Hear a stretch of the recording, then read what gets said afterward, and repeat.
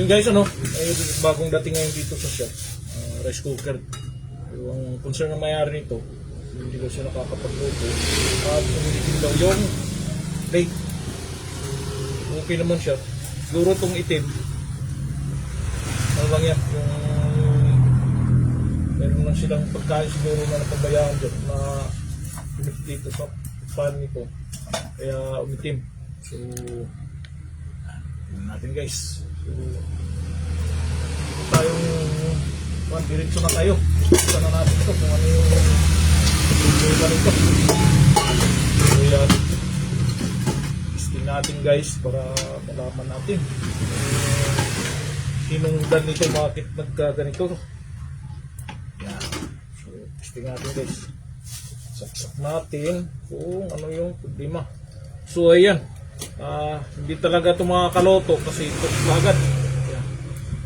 So meron lang tayo dito patanggalin na parts na hindi na kailangan niya. So tara guys. So dapat yun ay kung normal na kuha niya, warm muna yun. Warm muna siya, bukan hindi sa cook.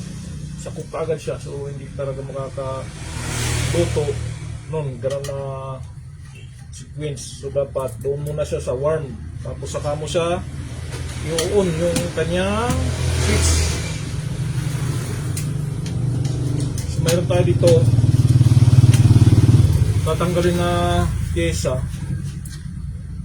na hindi na kailangan niya. So yun ang cause ng kanyang pagdireksyon ng ito yung tatanggalin natin. Tanggalin natin yan.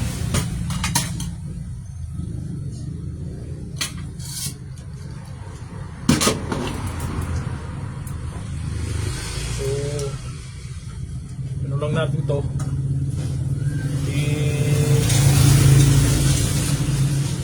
patuloy lang natin, i-deactivate lang natin. Yan.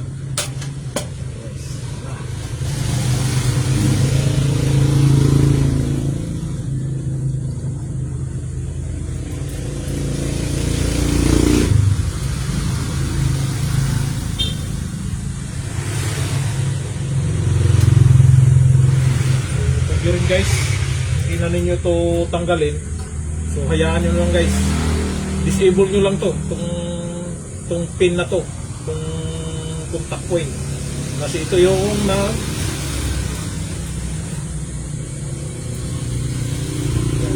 tanggalin lang natin yan guys.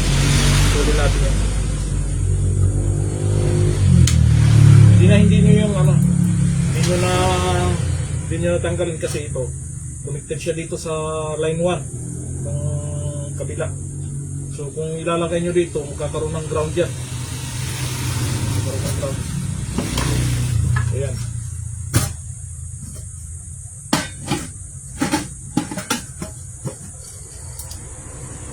Lagyan natin ang tutupan mo natin. Ayan.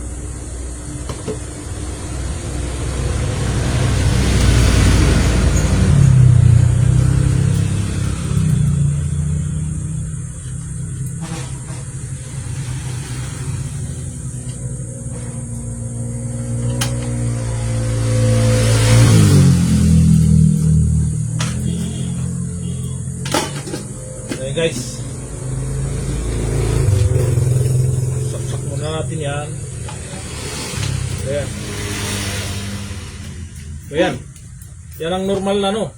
Yan, ganyan siya, dapat sa warm muna siya. Tapos pag i-click mo siya, yan, mag-cook na siya. Yan, yan ang normal sequence ng isang rice cooker.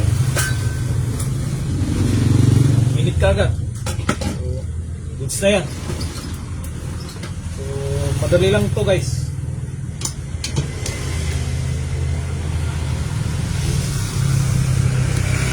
Yan, shout out kay Maribel Montilla. Yan, thank you for watching. Yan guys, so tapos na itong rice cooker na ginawa natin. So yun lang naman naging problema niya, yung contact point na yun, kasi nagdidikit lang. So stay tuned lang guys para sa next live.